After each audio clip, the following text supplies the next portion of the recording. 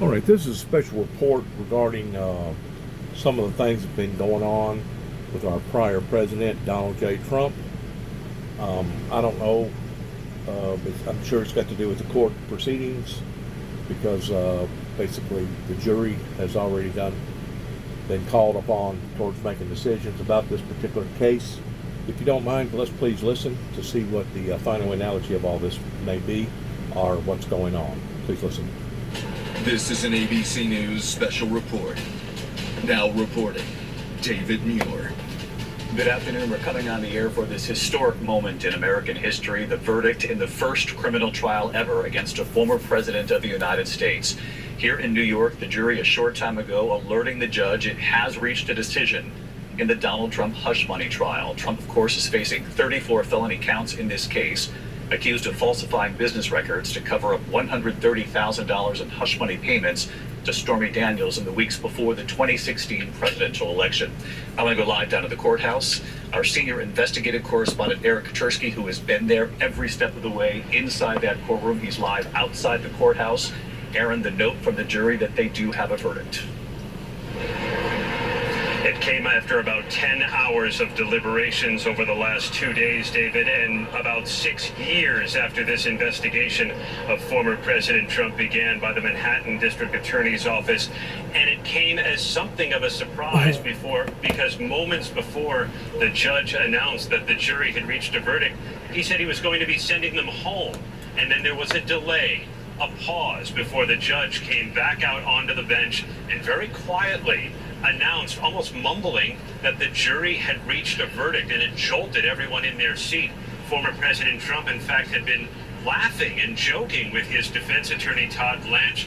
Prosecutors had been smiling and sharing pleasantries, but everyone instantly became ramrod straight. Court officers flooded into the courtroom, and the jury asked for a few extra minutes to fill out the paperwork. It is a complicated verdict form because there are 34 counts of falsifying business records in order to cover up an alleged conspiracy to corrupt the 2016 election. So the jury wants to be very careful with the paperwork, David. We're just waiting for them to come back into the room. Aaron, a couple of very basic questions to bring people along right here with us. Again, the jury in Donald Trump's criminal trial here in New York, short time ago, alerting the judge that they do have a verdict in this case. The bottom line here, Aaron, that means they've decided guilt or not guilty. This does not mean there's any chance here of a mistrial because they've told the judge we have a verdict. That's right. They have told. In other words, it won't be a hang jury. Let's move on and move forward here.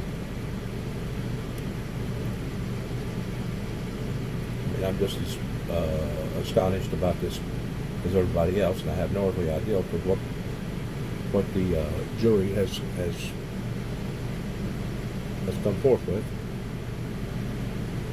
Going to wait to hear what they have decided. You can see the makeup of the jury, and Aaron, if you could enlighten us here. I know that you have studied this as you've covered this trial, but we have Americans from all walks of life. His peers here in New York City, there are a couple of lawyers on this jury. Let's go forward. We will get right down to what's going on here. First 19 counts. Okay, let's back it up a little bit. Back it up, back it up, back it up. Back it up, back it up, back it up, back it up, right there. Stand by, Aaron. Stand by. We are learning right now, Aaron. The foreperson is standing in that courtroom. Let's wait for reporting from inside the courtroom. The control room listening to this very closely. Aaron, you are as well from our team inside the courtroom and in the overflow. The verdict is now being read. As you can see on the screen here, count 1, guilty. Count 2, the former president found guilty. Count 3, guilty. We await count 4 here. As you can see, the first 3 counts, the former president of the United States, Donald Trump, found guilty of 3 felony counts so far. The foreperson in that courtroom.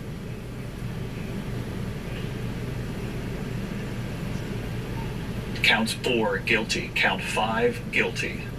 count 6 guilty. As we continue to enter in what we're learning from the courtroom, it's our belief that first 19 counts, I'm being told, the former president has been found guilty of. Counts 20 through 23 found guilty as well. So correct me, control room, all the way through count 23 now found guilty. We are now up to count 26 and count 27 found guilty as well. So again, I'm going to pause here. He's been found guilty 31 counts now of guilty as we wait for the graphic to catch up to the reporting coming from the courthouse. Count 33 and counts 34 coming in right now. Guilty on all counts. This jury in New York City, a jury of his peers finding the former president guilty on every single felony count brought against him by the Manhattan District Attorney's Office. Aaron Katersky outside the courthouse. Let's go to you for first reaction. An incredible verdict on this day in May, late May. The former president of the United States convicted as charged. 34 counts of falsifying business records. And David, as the crowd outside this courthouse found out, a big cheer went up from opponents of the former president who had been massing in the park across the street from the courthouse. Just a whooping cheer, and they continue to make a lot of noise. There have been supporters of the former president here as well. It looks like many of them are hanging in there, but are remaining silent as the former president has been convicted on all 34 counts of falsifying business records, meaning, David, the jury believed the Manhattan District Attorney's theory of the case that the former president falsified these records to cover up a conspiracy to corrupt the 2016 election by hiding lewd stories from his past. David? Aaron, as we know from the instructions from the judge in this case, Juan Merchan, telling that jury that they could not convict solely on the testimony of Michael Cohen, Donald Trump's longtime former fixer, friend, and attorney, that there must be corroborating evidence in this case that they also believe in coming up with any sort of verdict. I glean from that then in the discussions within that jury room, and we will learn more in the days ahead, that they then pointed to other evidence, and we know about the request that they look at testimony from David Pecker, for example, to be reread back to them this morning, that is the kind of corroborating evidence that they must have leaned in on to come up with 34 guilty findings on every count here. The former president found guilty as we're on the air this afternoon. Aaron, again, testimony from David Pecker and other evidence presented by the prosecution. They must have leaned on not solely the testimony of Michael Cohen here. They were told they couldn't rely solely on Michael Cohen because he was an accomplice in the alleged, or now found, scheme to corrupt the... I want to weigh in, regrettably, not boasting, not bragging, but I want to weigh in on what has just happened here. I tried to give out once more some advisories to Donald J. Trump. I don't have my paperwork right in front of me. And at the age of 63, I can't remember each and every date that I put out information on. But I do know that I explained very thoroughly,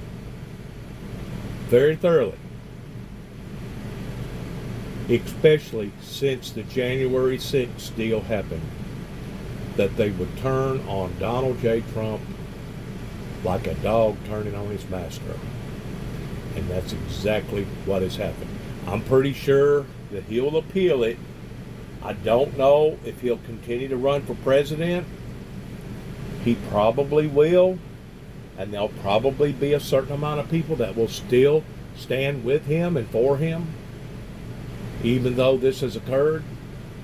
But it just shows you how torn and how riddled that this great nation has become since 30 plus years of of a conspiracy that began during the Ronald Reagan and Bush administration that has led up to what we're seeing and hearing right now, that is absolutely off the charts pertaining to it being unprecedented. Absolutely off the charts. There's no doubt in my heart and in my mind, I've always thought that Donald Trump was shady whenever it come to his affairs that he conducted himself up in New York City. He no doubt created a lot of enemies. That was probably one of the reasons why that he wanted to move from New York and go down to Florida. But this also helps substantiate in what that I've been saying all along, that this individual is not worthy to be the President of the United States. Just like I don't believe that the Democrat Party, pertaining to Biden, is worthy of being the President of the United States, because I personally feel like that the people deserves better than this. Regardless of what may have just occurred, the American people deserve better than this. It's really a sad day. It's not a day to be boastering and to be beating your chest like a bunch of apes towards thinking that you have achieved some sort of great achievement, because it's really a sad day. And to think that Donald J. Trump did not have enough sense, I'm going to use that word sense, enough smarts to do like President Nixon done by walking away from the arena and throwing his hat out of the ring, because Mr. Nixon knew that they was fixing to bury him. I do still stand firmly of the fact that I think that this is out of order in bringing up events that's happened, 7, 8, 10 years ago or whatever. It's out of character whenever it comes to the statute of limitations, because by rights, if our courts is going to do this, then they need to go back to all the people that has gotten screwed over and bring them to the courts to have court on pertaining to accountability issues. I have never seen things so materially screwed up in America. On both levels, on all levels, towards it being a 2-tier, 3-tier system, towards the unfairness of what the courts are doing, towards the lies and deceit that Donald J. Trump and his constituents have done. I have never seen so much chaos in the American political affairs. And it is not a day to be boasting. It is a day to be ashamed of, pertaining to what has led the American people down this path that we're seeing, what we're seeing, towards this great nation being torn apart that much even further.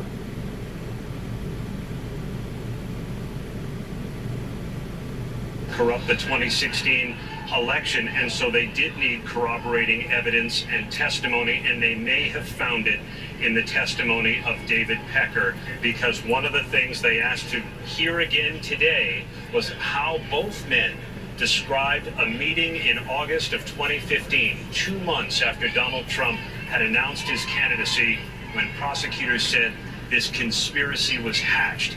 David Pecker at the National Enquirer would buy and bury unflattering stories. He said he agreed to be the eyes and ears of the Trump campaign, and prosecutors said it amounted to a campaign finance violation. And Michael Cohen described the meeting very much the same way, saying that he recalled Pecker telling Trump he would be the eyes and ears. I just imagine you'll hear Biden now come on national TV and he'll make a comment about all this. I just imagine. Of the Trump campaign. Perhaps that was the corroborating evidence and testimony that the jury needed, David. They also wanted to make sure they understood the judge's instructions of how to find out how to convict somebody of falsification of business records. And the judge told them that even if Trump didn't personally falsify the records, that he could be found guilty if he caused other people, like an accounting department of the Trump Organization, or Michael Cohen, or someone else, to falsify those records on his behalf. All right, Aaron Katersky, stay with us here. Aaron Katersky, who has covered every day of this trial for us outside the courthouse there.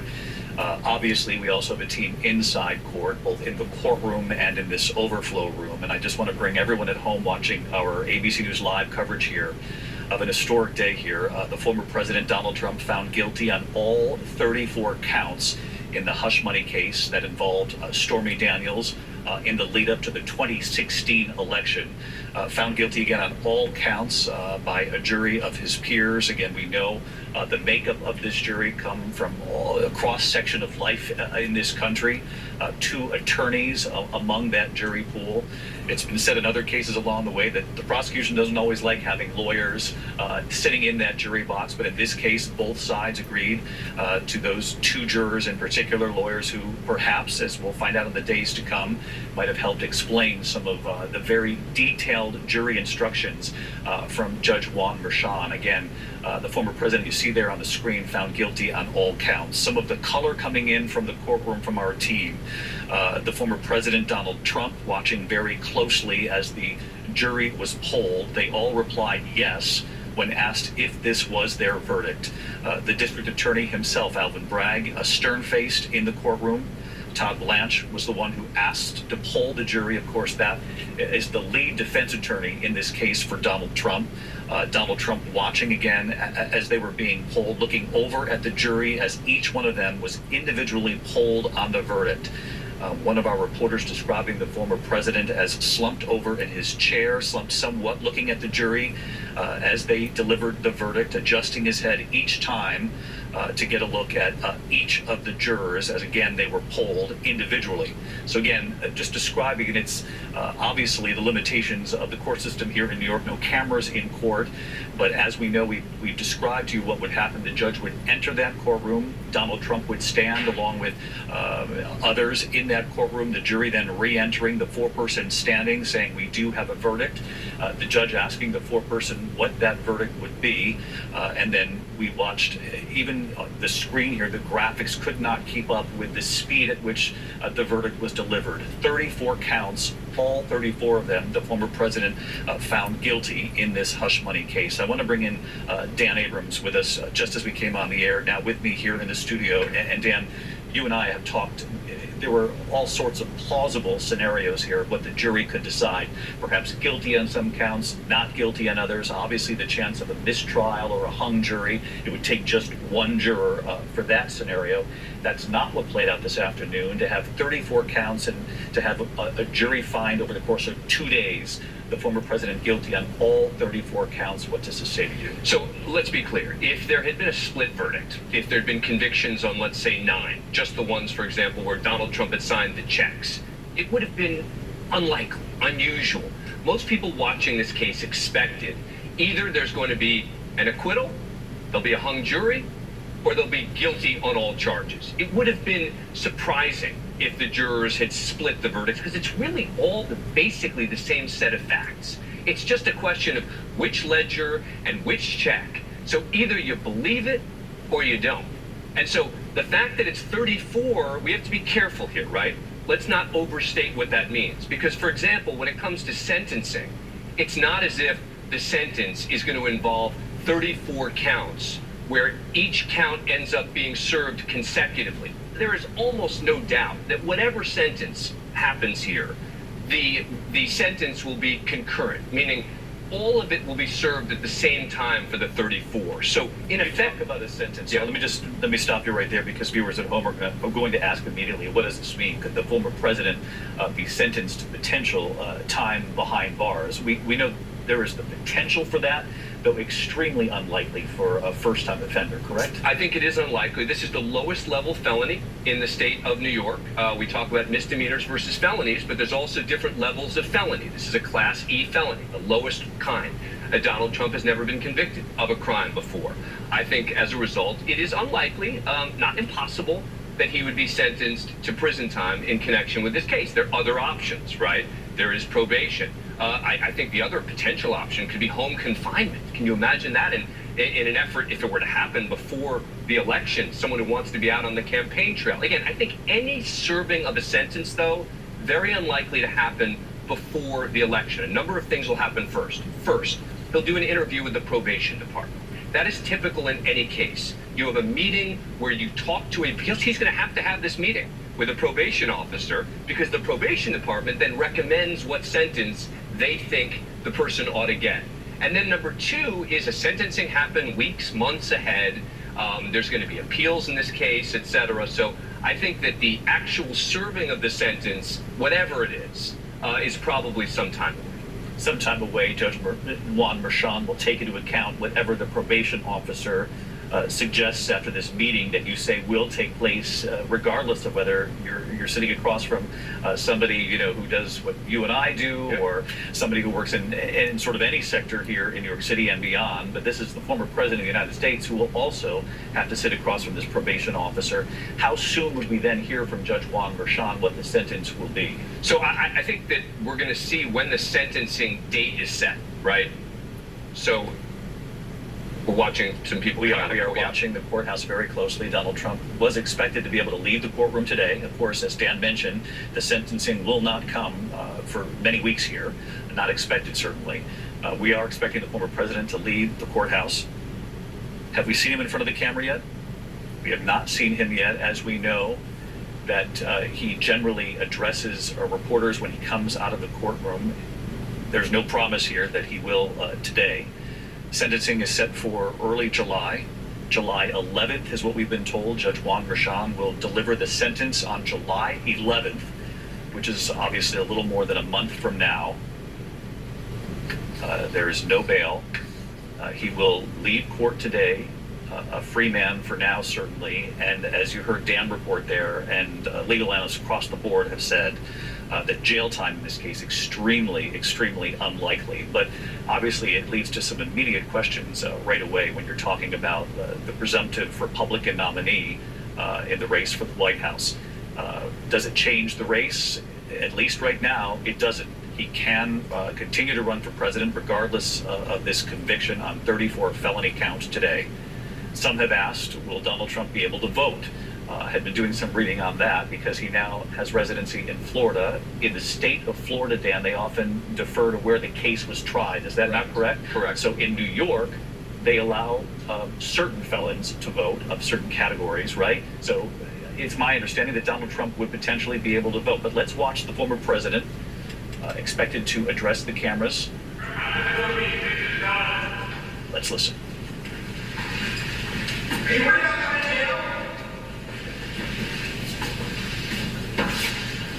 This was a disgrace. This was a rigged trial by a conflicted judge who was corrupt. It's a rigged trial, a disgrace. They wouldn't give us a venue change. We were at 5% or 6% in this district, in this area. This was a rigged, disgraceful trial. The real verdict is going to be November 5th by the people. And they know what happened here, and everybody knows what happened here. You have a sore respect, DA, and the whole thing. We didn't do a thing wrong. I'm a very innocent man, and it's okay. I'm fighting for our country. I'm fighting for our Constitution. Our whole country is being rigged right now. This was done by the Biden administration in order to wound or hurt an opponent, a political opponent. And I think it's just a disgrace. And we'll keep fighting. We'll fight till the end and we'll win. Because our country's gone to hell. We don't have the same country anymore. We have a divided mess. We're a nation in decline, serious decline. Millions and millions of people pouring into our country right now from prisons and from mental institutions. institutions terrorists, and they're taking over our country. We have a country that's in big trouble. But this was a rigged decision right from day one with a conflicted judge who should have never been allowed to try this case, never. And we will fight for our Constitution. This is long from over. Thank you very much. Todd Blanche at the president's side, Todd Blanche, the defense attorney, the president turning around, not taking any questions. Former President Donald Trump, a short time after listening to the foreperson deliver a guilty verdict on all 34 counts, Todd Blanche then asking each juror to be polled, each juror then saying that they agreed with the finding. This was unanimous, all 34 counts found guilty. The former president moments ago saying this is a disgrace, this was a rigged trial, a rigged decision, and immediately turning to the race for president, saying the real verdict will come on November 5th from the American people. He went on to say, I'm a very innocent man, and again, called the whole process rigged. John Karl, our chief Washington correspondent. John, not surprising here that there would be an immediate pivot now to November. No, and not surprising at all. And Donald Trump will do what he's done when he was indicted in this case and in 3 other cases, which is say that this is a politically charged effort to hurt his campaign for president. The question is, Donald Trump is now a convicted felon. Will that affect how voters will view him?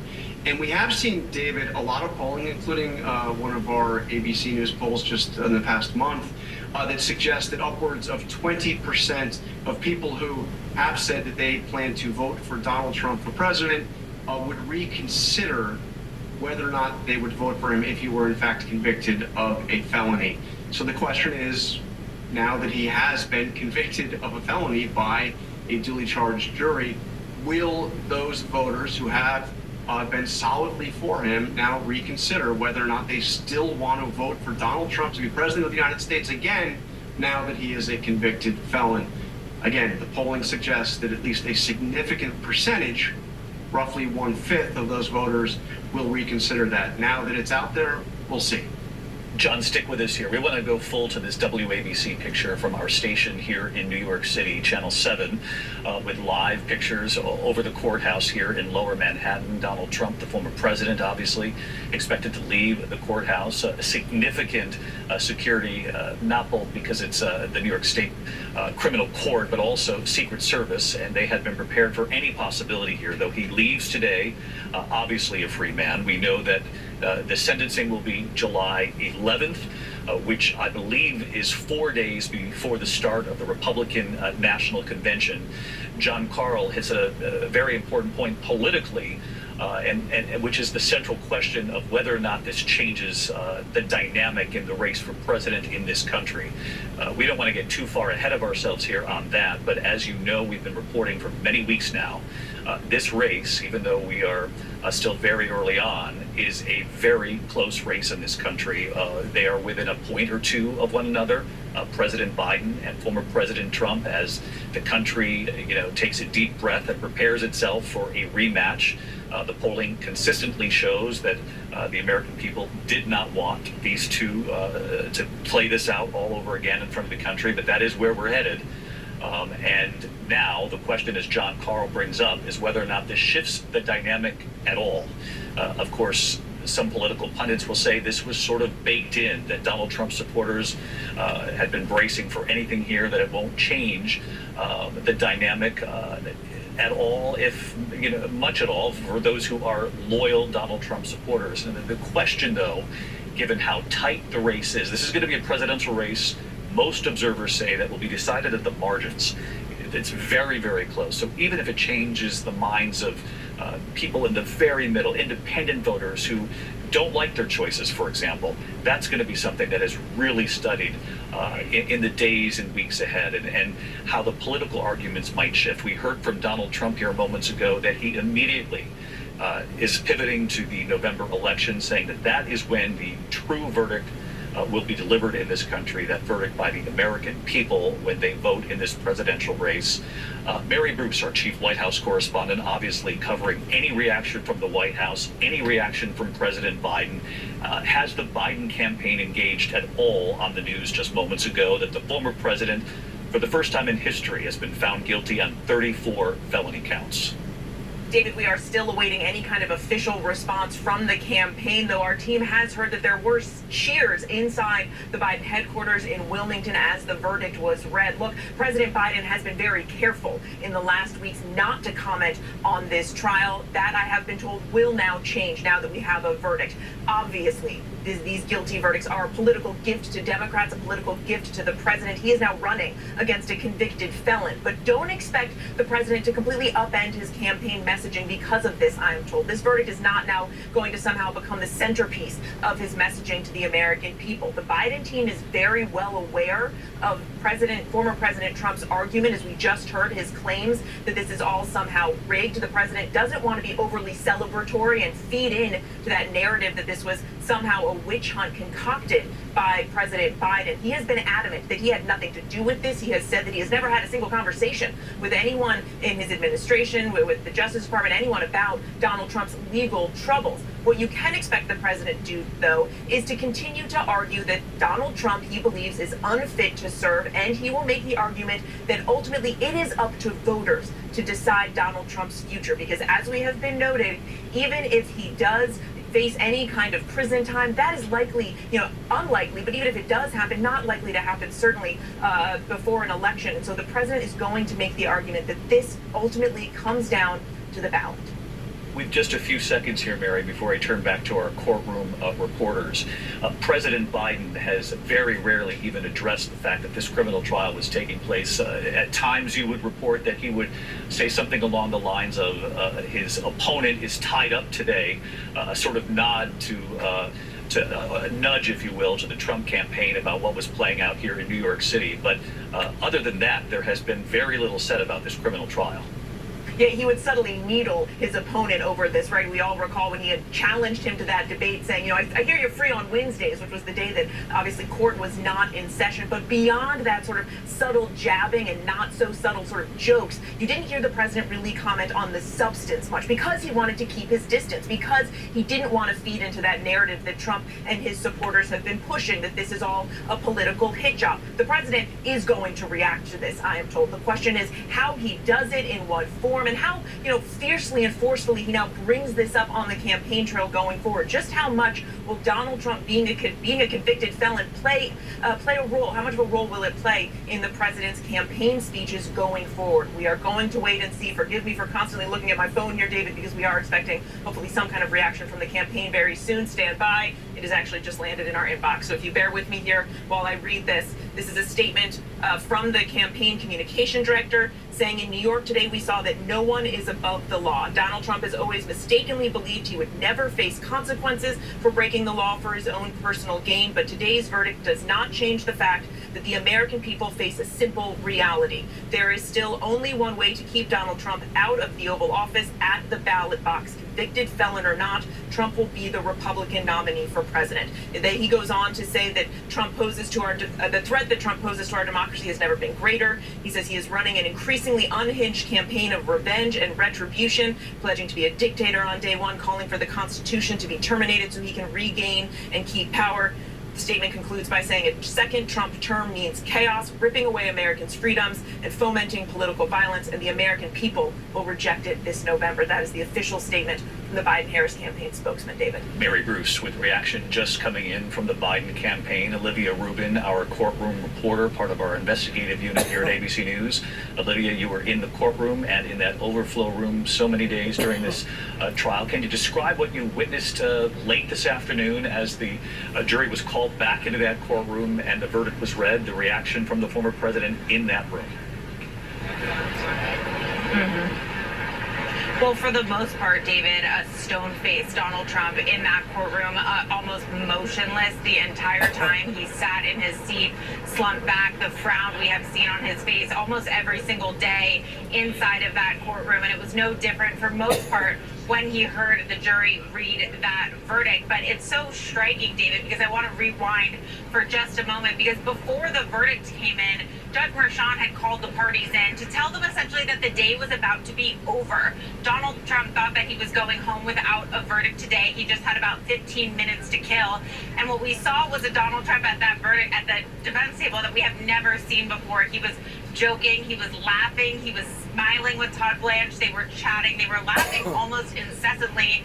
Todd Blanche laughing so hard at one point, doubling over that his forehead almost touched the table in front of him. They thought that they were going home today. It seemed without a verdict, it was almost a jubilant, giddy Donald Trump. But that changed very, very quickly when Judge Merchan came back into the room to inform the parties that the jury had reached that verdict. And then, of course, it shifted to that original Donald Trump that I just described to you. And something that we noticed, the whole team that has been in there for 7 weeks throughout this case, is how little the jury looked at Donald Trump when they would come in and out of that courtroom every single day. They have to march right by him, just inches away from him, and they hardly ever looked at him, David. They looked down at the floor, and it was essentially the same story today. And such a striking scene today to see the jury leave in front of Donald Trump, again, just inches away from him after rendering that guilty verdict, marching in front of him in the line that they have done day in and day out, and again appearing to look down at the floor once again. But Donald Trump, on that camera that's on him in the overflow room, he was looking at them. He stood in front of them as they passed. He adjusted his tie. So really just a remarkable moment from him, from that jubilant, laughing, giddy Donald Trump, who thought he was going home today with no verdict, to the man sitting at the defense table as they are saying guilty over and over and over again, a convicted felon, David. Olivia, stay with us here as we're looking at live pictures here from WABC Channel 7 here in New York, our ABC station, obviously trained over the courthouse. We're expecting to see the former president leave the courthouse at any moment. And as Olivia just described, in the final moments inside that courtroom today, the judge had indicated that perhaps the jurors would be headed home for the day, that this would go into a third day of deliberations. Olivia describing, a former president and his defense attorney, his main defense attorney, Todd Blanche, as laughing with one another, smiling with each other.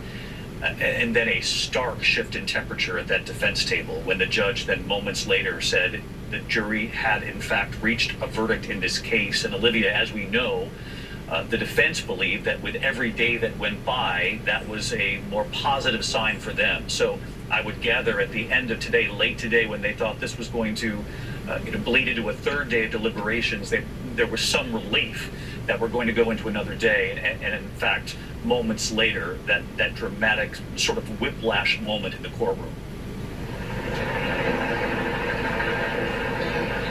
That's right. And I do think what you touched on right there, referring to Todd Blanche and how sort of critical he was to this case and what, he did for Donald Trump over the past few weeks, is so interesting to sort of laser in on. And to watch Todd Blanche in the courtroom today was so fascinating. You could feel the intensity from him because this was his moment, this was his case, and he was performing essentially in front of Donald Trump every single day. And what was so fascinating, as they're waiting for this verdict to come down, because remember, they had a 30-minute waiting period where they had to sit at the defense table and wait for the verdict. You could see gripping the tie around his neck, loosening it, the pressure clearly weighing on him. And there were times when all of them sat there really not speaking at all. Again, that 30-minute waiting period, so telling. The prosecutors just feet away from them to their right-hand side, also really saying nothing at all. And then, of course, Alvin Bragg, just a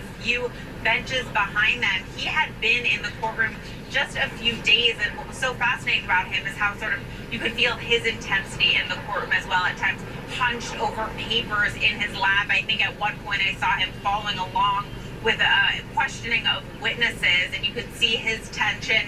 He was hunched over his papers once again, furiously taking notes at one point. So really the stakes that were on all parties here. But again, bringing it back to Todd Blanche, this was his case for Donald Trump. He had been front and center. He had done the cross-examination of Michael Cohen. And then when he spoke, David, just one last point, when he spoke to make that motion with Judge Merchan at the end after the verdict had already been rendered, you could quite literally hear the nervousness and the fluster in his voice as he was speaking to Merchan. He was tripping over his words. He was speaking slowly. He was speaking quietly. And it was just so apparent that the verdict that had just come down was weighing on him as much as it was his client, again, Donald Trump, who remained seated at that defense table before, adjusting his jacket one last time to leave that courtroom. So again, tension for all parties there. This is just extraordinary color from inside that courtroom. Olivia, stay with us here. A few more questions for you as we also keep our eyes trained on these helicopter shots from Channel 7 here in New York as we await the former president leaving that courthouse. You can see Secret Service assembled. Olivia talking about Alvin Bragg, and for those of you at home who've been following, you certainly know who he is, but we'll bring everybody up to speed. The Manhattan district attorney who brought the case but was not in that courtroom every day, and in fact his team of prosecutors instead making the arguments. Obviously Josh Steinglass delivering the closing arguments in this case. Some had wondered if perhaps the closing arguments were too long, particularly from the prosecution. The defense closing was long as well, but there were those who wondered if Mr. Steinglass had gone on too long. I'm certainly of the belief now that he's happy with what he said because he got the verdict that he was looking for. There will be a lot of sort of Monday morning quarterbacking, really, particularly for the defense at this point. Todd Blanche, a respected defense attorney, but there have been questions about the approach during this trial and whether or not it was the right approach in trying to defend the former president against these particular counts. I want to get back to Olivia, though, because again, in New York, no cameras in the court for this trial. And Olivia, you were describing the jurors, and I want to laser in on this because as we heard from Judge Juan Merchan, in his instructions to the jury, he told them, you are deciding the fate of a fellow member of this community, so as to take down the temperature of the moment, the history of the moment, that they know full well this was the former president sitting there before them at the defense table, but also instructing each of those jurors not to allow bias, their own political beliefs to enter into the equation, that they need to find him guilty or not guilty based on the totality of the evidence. And what I mean by that is, in particular, he said, you cannot come up with a verdict here based solely on the testimony of Michael Cohen. There must be corroborating evidence that you've seen in this case in coming up with your decision. For those joining us now, obviously you know 34 counts, all 34 counts the former president found guilty of in a Manhattan courtroom here late this afternoon. And Olivia, it would seem those jurors took those instructions to heart, particularly when you talk about the dynamic or lack thereof between those jurors and the former president as they left that courtroom. Again, describe the eye contact the former president was making with them versus the other direction. Well, I will say, you talk about, the focus of the jury day in and day out inside of the courtroom, David. It is hard to underscore how focused, how laser focused these jurors were on all of the testimony, on the opening arguments, and on the closings, which we know were marathon. They paid attention and took notes during a 5-hour closing argument. That is remarkable. They listened to Todd Blanche. I noticed one juror nodding their head and taking notes as Todd Blanche was delivering his closing. So it appeared to be a jury that was listening so intently to both sides. So I will also point out, this was not a very expressive jury. They did not give a lot with their facial expressions, with their motions throughout the 20 plus days that they sat through this trial, and that we watched them every single day. But what was so apparent, as I hinted at earlier, was how they just never looked at Donald Trump. It was so rare, although there was one or two jurors that occasionally would look at him when they would go in and out of the courtroom, and that was one of sort of the most remarkable, logistical setups of the courtroom.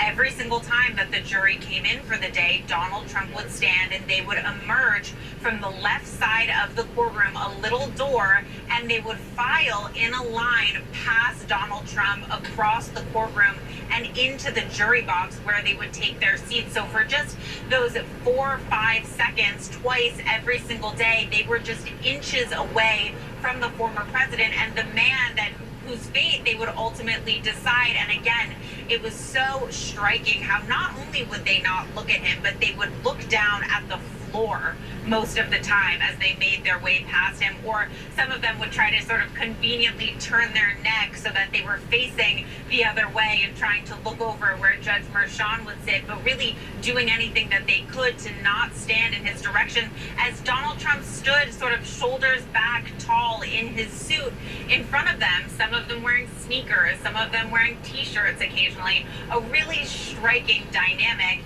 And then of course today, again, with the camera on Donald Trump, watching him watch the 12 jurors who just decided his fate walk out, and yet again they don't even appear to acknowledge him. And you have the former leader of the free world, the man who could become president yet again if he is successful, adjusting his suit, adjusting his tie, and sort of slumped over in front of the 12 average New Yorkers who just decided for him and are barely once again even looking at him. David. Olivia, thank you so much. Stay with us here for our live coverage. We'll come back to you shortly. Olivia Rubin, just one of our team of reporters inside that courthouse throughout the duration of this trial. And as you know at home from our reporting over the course of several nights on this, that it really does come down to the eyes and ears of the reporters in that courthouse to help us get a fuller picture of the dynamic at play. We're getting Republican reaction coming in. We'll get to that in just a moment. But just to add to what Olivia just said, as we await live pictures here, we expect to see perhaps the former president leaving that courthouse. You can see the security arranged outside the courthouse. Secret Service, certainly. They had prepared for this moment, no matter what the outcome would be from this jury. We know that the jurors, and this comes from our team inside the courthouse, in addition to Olivia, jurors showing no facial emotions, nodding along with Judge Merchan as he thanked them for their service. He asked them for feedback about the entire process in the future. He said to them, "You are excused with the gratitude of the court."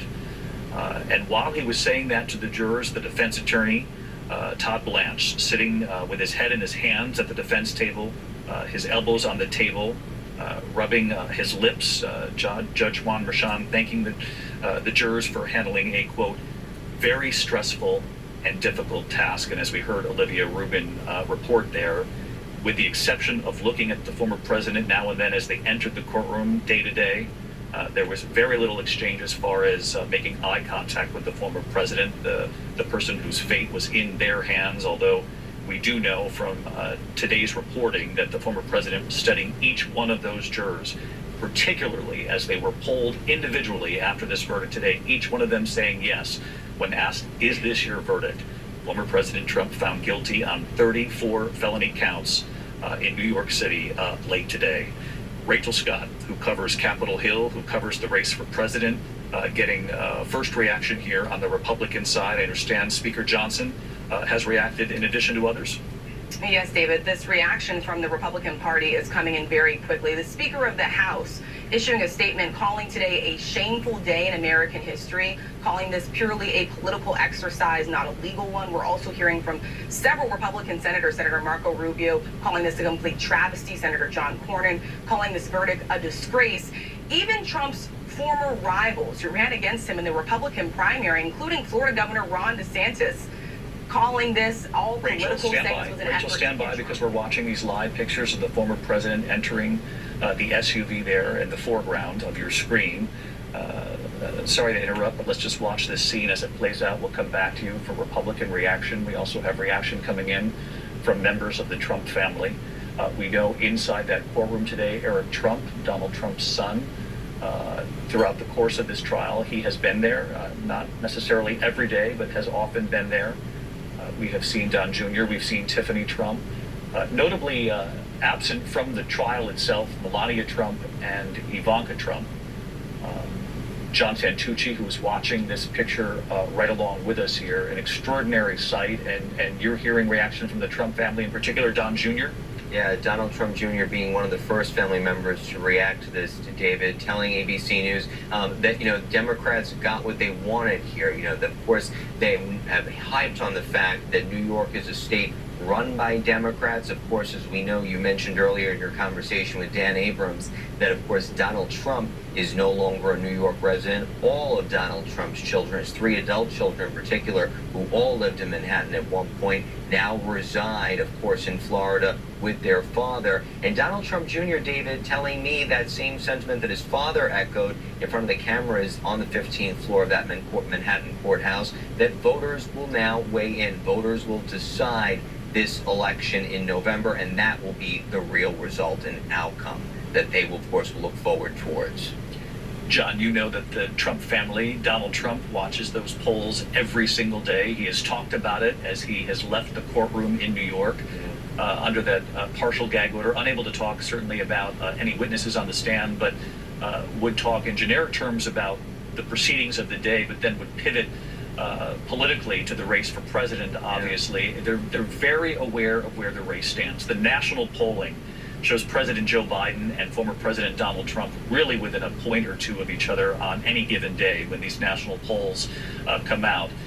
Where Donald Trump has taken note, and I'm certainly sure that you have heard this from inside the Trump campaign, is in the battleground states where we know in the Electoral College these presidential races are decided, and that in several of the key battlegrounds, Donald Trump in recent weeks has shown some steady but very slow movement in what they would believe is the right direction, expanding by a point or two his lead over President Biden in some of these key battlegrounds. And they must be wondering, given what John Karl reported earlier and what our polling and others who have polled this question of independent voters and those who are on the fence, whether or not a felony conviction would change their minds, whether or not this has any impact on numbers that are already extraordinarily close. Well, David, you mentioned the last several weeks the polls have been doing a bit better. It's also been the last several weeks that they can't capitalize on that because, as you well know, this was the first time in Donald Trump's life his schedule was out of his hands. He, of course, was stuck in that Manhattan courtroom. Recall, David,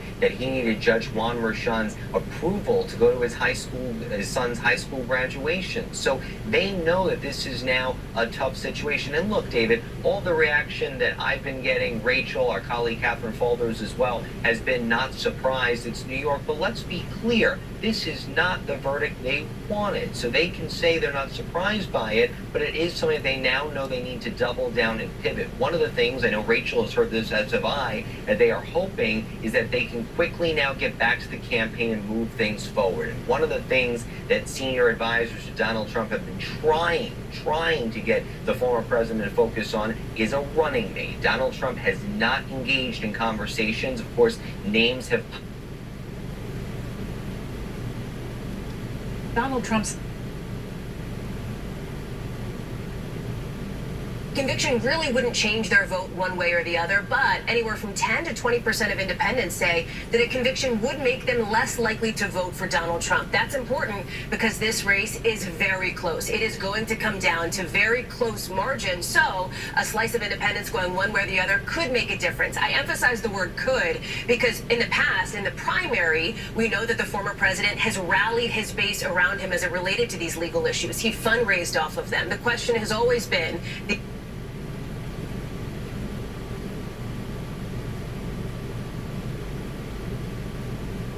Supreme Court for a decision in that case in June so he can try it potentially before the election. The issue is whether Trump is immune from prosecution. I don't think, based on the arguments, the Supreme Court will say he is, but I do think this verdict today and this conviction lessens the pressure on the Supreme Court in those cases because there is a compressed timeline. Everyone wanted the court to hurry up and decide, get this decision out so Trump can be prosecuted before the election. Jack Smith can prosecute Trump anytime in December when he's in jail, if he were to go to jail, for example. So now that the opponents of President Trump and Democrats have gotten a conviction that they wanted, this will alleviate, I think, some of the pressure on the Supreme Court to, turn this quickly. early. But I think that decision will still come by the end of June. Whether we have a trial in that case before November, I think that was probably unlikely in any event, but it's less significant with this conviction now. Supreme Court in June, the sentencing July 11th, the Republican convention July 15th, the Democrats convention in August. It will be quite a summer. Oh, by the way, Nora, the president's son on trial starting Monday. A The lot. president's son on trial starting Monday, a former president convicted on the Thursday before. We are in brand new space, America. We will be watching, thanks to both of you. We're also hearing reaction tonight from President Biden. A statement coming out minutes after the verdict said there is only one way to keep Donald Trump out of the Oval Office, and that is at the ballot box. Let's go to the White House and CBS's Ed O'Keefe. Good evening, Ed. Good evening, Nora. The president will not be seen tonight in any way to react to the verdict. The only official comment from the White House came from the counsel's office saying, quote, "We respect the rule of law and have no additional comment." In a written statement, the Biden re-election campaign said in New York today, "We saw that no one is above the law. Donald Trump has always mistakenly believed he would never face consequences for breaking the law for his own personal gain." And it reminded Americans that convicted felon or not, Trump will be the Republican nominee for president. Biden remains in Delaware tonight with his extended family, having spent the day privately marking the 9th anniversary of his son Beau's death. Campaign and White House aides have said the president's reaction to the verdict is expected to be modest, understanding that for most Americans, opinions on Trump are already made. The verdict isn't expected to sway a large number of voters in battleground states.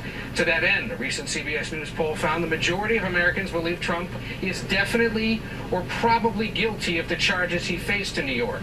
And yet, CBS News polling continues to show a tight contest between the current and former president in key battleground states. Just minutes after the verdict, the Biden and Trump campaign sent fundraising appeals to supporters with less than a month until their first scheduled debate, as you mentioned. Trump told his supporters, quote, "I'm a political prisoner." While the president said to his, quote, "There's only one way to keep Donald Trump out of the Oval Office, at the ballot box." Nora? Ed O'Keefe at the White House, thank you. And speaking of the ballot box, the election is now just 6 months away where American voters get to have their voices heard. So how will the historic conviction of Donald Trump factor into their decision?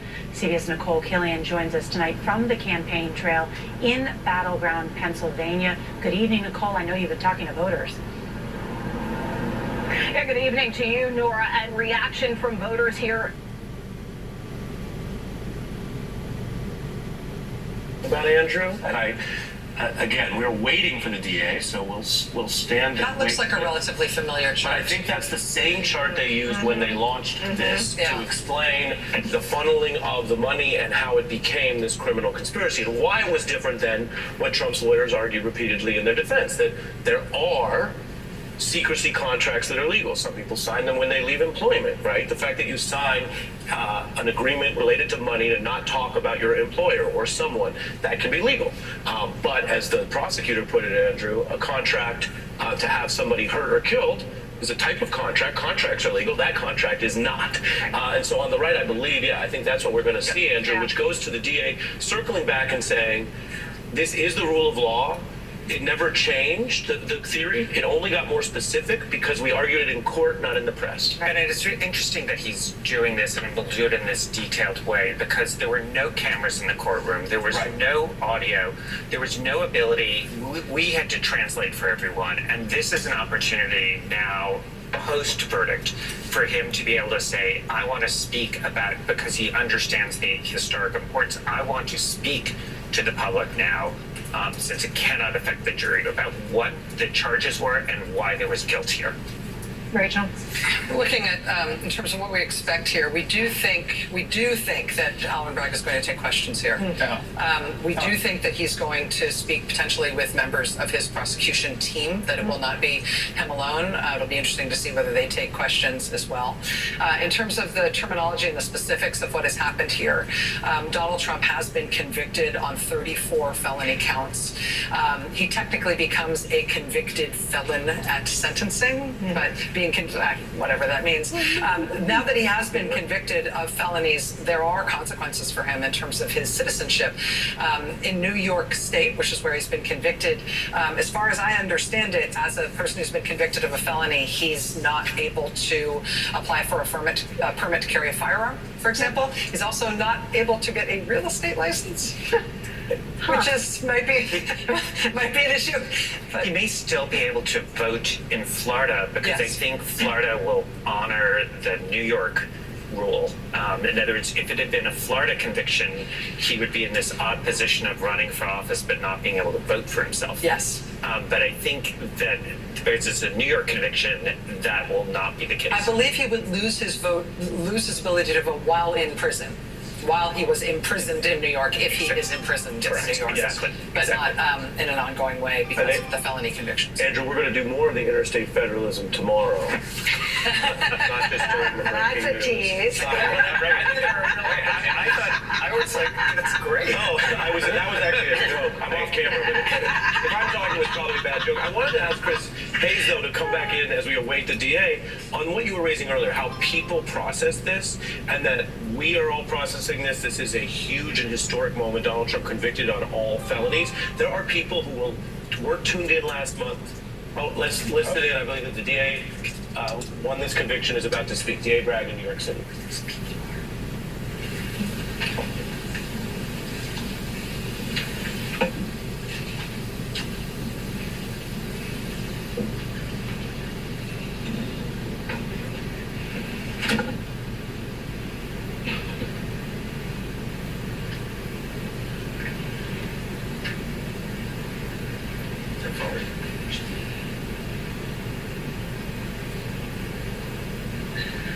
Good evening.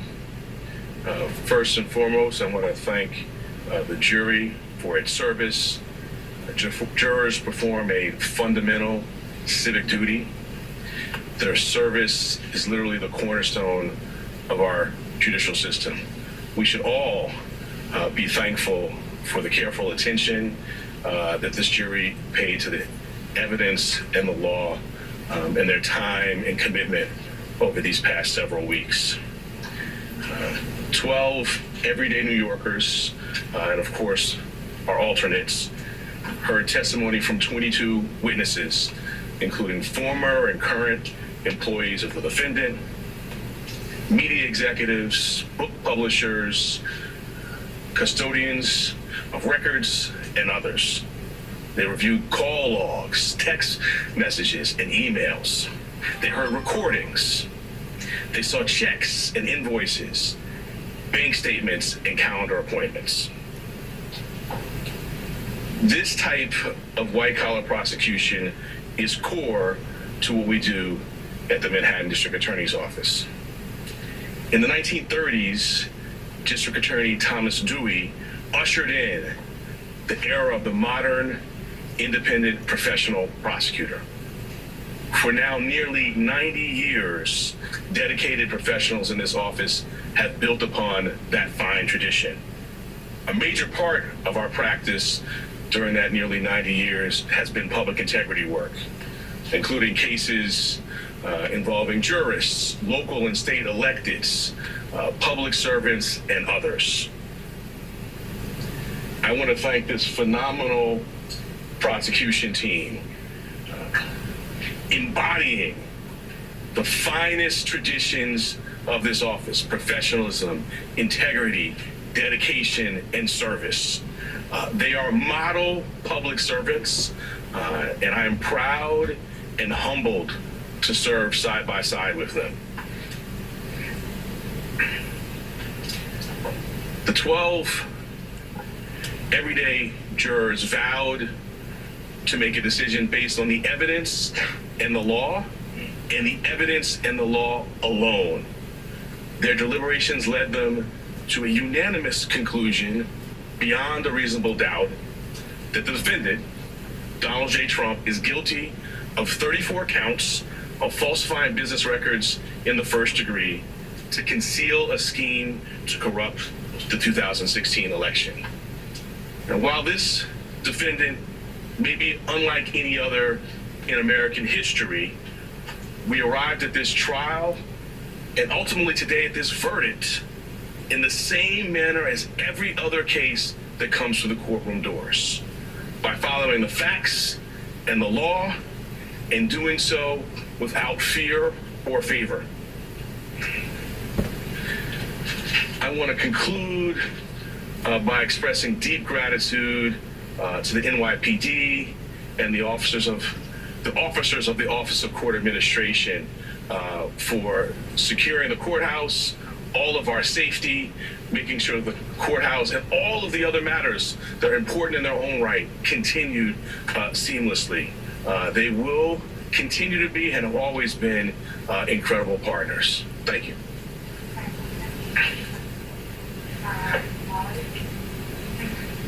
And do you plan to request a prison sentence?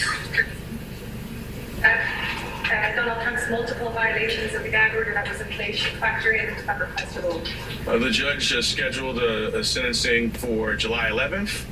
We will speak in court in that time. He also said a motion schedule. We will speak in our court filings as we've done throughout this proceeding. Donald Trump has repeatedly targeted you personally and members of your prosecution team. Do you have a response to the former president at the trial? I do not. In February, decided not to bring cases against Donald Trump.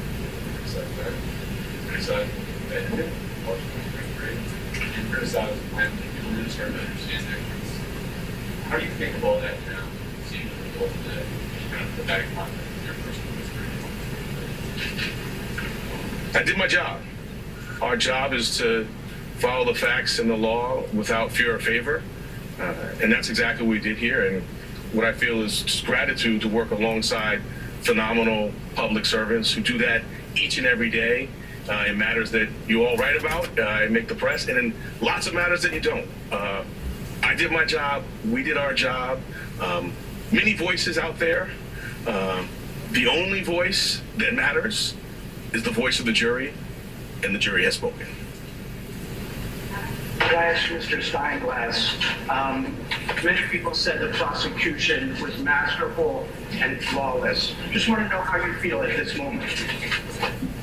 I'll let you, man. How do you feel? Mr. Steinglass, I think some of you probably saw him speak for a little bit the other day. So he's done his job, as has this team. And he just told me, tell him how I feel. I think you said that. I will just say enormous gratitude. You know, our system, I talked about the jurors at the beginning of my remarks. We have a phenomenal system. 12 everyday New Yorkers. They listen to the judge's directions. They follow the evidence. You saw them in court every day. They were careful and attentive. And so I feel deep gratitude to work alongside them, to be a part of this system. And I just want to echo that this is what we're doing every single day. I mean, during this trial, just this week, right, a ghost gun indictment, Grimaldi's wage theft plea resolution, sex crimes, convictions, all sorts of work that's being done by phenomenal public servants. So we're before you today on this obviously consequential matter, but this is what we do every day. We follow the facts and the law without fear or favor. If the jail sentence is in the cards, it is likely that Trump and his attorneys would seek a stay on enforcement of that sentence pending appeal. If that were the scenario, would your office object to staying the sentence? I'm going to let our words in court speak for themselves when we get to the sentencing matter. I'm not going to address hypotheticals. They raise arguments, we'll respond. And I think your question really underscores an important point. This is an active, ongoing matter, right? We have other phases of this going ahead. We will continue to do our speaking about this matter, about issues like that. From day one, kind of the viability of this case has been questioned in all sorts of media outlets all over the place, including from the defendant himself. Can you respond to any of that, how you feel now that you've gotten the conviction? So my response, again, is I did my job. And I think particularly I talked about the history of the office. My personal history, I started as a prosecutor in 2003 in the Public Integrity Unit in the New York State Attorney General's office. I served also in the Public Integrity Unit in the Southern District of New York. These are kind of cases I've done personally, and it's a hallmark of the tradition of this office that I'm proud to lead. And I don't want to go into the whole body of litigation, but we now have a federal court decision ruling on the legal theories. We had a state court decision on the omnibus motions. But most importantly, today we have the most important voice of all, and that's the voice of the jurors. They have spoken. Donald J. Trump has been convicted of 34 counts of falsifying business records. Thank you. Mr. Attorney, your office has been investigating this case since Are you concerned about retribution if Trump is elected president? You went to the Supreme Court twice. Any comment on that? We have been listening to Manhattan DA Alvin Bragg making his first comments since the conviction of defendant Donald Trump on 34 felony counts today. Also, we should note his first comments since he first announced this very set of indictments. When he first announced that there would be a trial, he has now won that trial. He's won the conviction. He said they'll continue to pursue what he called an ongoing matter without fear or favor, and asked the big question, which we had been wondering here in our newsroom: what will the prosecutors do and request regarding a potential jail or incarceration for the defendant who's now been convicted on all felony counts? And the DA declined to answer that in any way, referring to the practice he has been using on most other aspects of this case, saying they will do their talking in court. You're watching MSNBC's special coverage here on what is now the verdict, the conviction of Donald Trump, and we are joined by our full panel: Alex Wagner and lawyer Andrew Weissman. Joy Reid is here with me, and Jen Psaki. Welcome to all of you. Joy, Yeah. I mentioned earlier,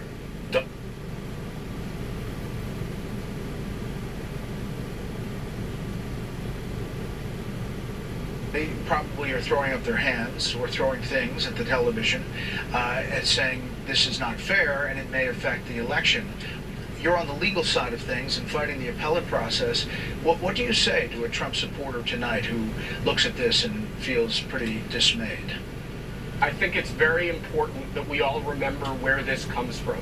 It was Joe Biden himself who said that he would attempt to prevent President Trump from winning the presidency again through quote-unquote constitutional means, meaning the weaponization of our legal system against his political opponent in a fashion reminiscent of banana republics or the Soviet Union. This all starts. All right, so do you have, let me interrupt you, Will. You know, we've gone around this block. You have, and obviously you can make the tangential argument and say this looks like it's all connected. Do you have hard evidence that the Biden machine in the White House, the campaign, or the DOJ is somehow directly tied? I mentioned Matthew Colangelo being a former DOJ attorney, directly tied to what we saw here in this courtroom. I think when you look at all of the litigation going on against President Trump across the country, it is very clear that it is being coordinated out of the Biden administration. You mentioned the former number 3 at the Biden DOJ, who mysteriously quit his job to become a local prosecutor, essentially, in New York to bring this case. We've seen records of Fani Willis suspiciously being in the White House counsel's office, she and her special prosecutor, Nathan Wade, including on the very day that Jack Smith was appointed special counsel. When you look at these cases all as one instead of individually, it is clear as day that this is a concerted campaign of lawfare that's an attempt to take the presidential election away from the ballot box where it belongs and put it into courtrooms across America, which is absolutely outrageous and I believe deeply un-American. 15 seconds here, Will. Is there a process that you think an appeal is going to win, and how long will that take? We will appeal. I'm going to make a comment on this, and then I'm going to let this go because it's been a little lengthy pertaining to this particular video. What this individual is talking about may have some fallacy pertaining to some of the things that I talk about pertaining to the statute of limitations. But the fact of the matter is, there has been more people that have spoke out against Donald J. Trump pertaining to statehoods. Colorado was one of them.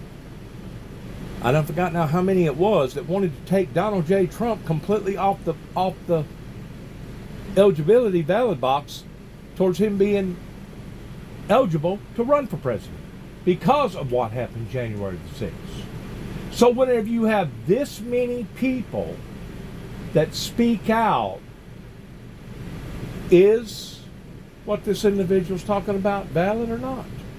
I mean, I personally think that if they was going to go after Donald J. Trump pertaining to the January 6th deal, it should have been upfront. It should have been cut and dry towards what that he was being called on the carpet about. All these other different procedures that are basically taking hits below the belt are just exactly that. They're taking hits below the belt whenever you're talking about the legal system in and of itself. And if the legal system has to break its own laws just to be able to go after somebody like Donald J. Trump, what is that speaking about the system itself? I mean, I think that even the Supreme Court would even look at this in this same aspect of saying, wow, you know, they're jabbing him over here, they're jabbing him over there, they're coming after him over here. How come our Supreme Court cannot stand up and be accountable towards what happened January the 6th? That's what I want to know. Just like I think that there's probably millions of others that are asking the same questions. How come the people that are supposed to be in charge of these matters did not stand up and be recognized of these matters? How come they're having to whitewash it or sweep it under the rug and do things in an illegitimate way? That's my whole initial act of all this.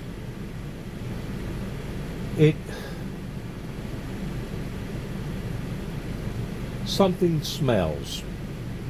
There's something that smells in the woodpile that does not smell right, and the thing about it is, you're going to have other leadership from other countries, regardless whether it's Russia, China, small, big, large, great, whatever, superpowers, that's going to look at this and question the authenticity of its motives, of how come a person like Donald J. Trump, that they went about this in a hanky-panky type way rather than going at it in a direct way according to the people. Is it because this nation is so divided that the politicians that's in charge are actually scared of their own people? Is that why that they're going about doing this in a tick-for-tack type way? I don't know. I can't answer that. I just know this, that the illegitimacies that has been going on, that has went on, that are still going on with our system, are still going on. And they're going to continue to go on until the American people stand up and say enough is enough, and the American people decides that they want to take back over their country and run things according to the way that our ancestors intended for us to run this country to begin with. Until then, it's chaotic. Until then, we need to pray for our great nation. Until then, we need to pray for the leadership of our great nation, regardless whether it comes from statehood or the federal department. Because right now we are treading on waters that I don't think our ancestors foreseeing through the crystal ball that we was going to be treading on here in the year 2024. Good luck to all of us. God bless America. God bless our troops. And I just can't emphasize enough in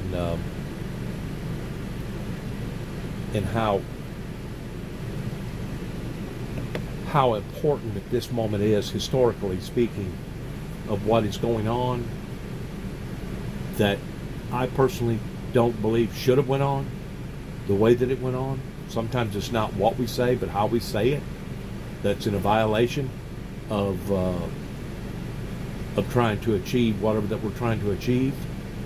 And it boils down to a group of people that was willing to do whatever that it took to basically disqualify Donald J. Trump, even if they had to do it illegitimately. So once more, that speaks volumes about the system itself that is rank, the system itself that is corrupted, the system itself that is broken, the system itself that basically Donald J. Trump talked about, that the swamp needed to be drained. And as far as I'm concerned, the swamp still needs to be drained.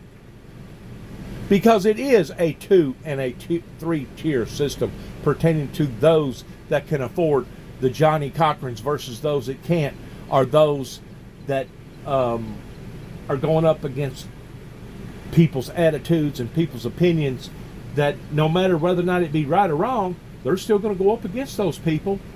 And that's the very thing that the Windmill Ministries Missions is going up against, pertaining to the spirituality aspect of how that the people should have stood with the Windmill Ministries Missions, but chose voluntarily and consciously not to.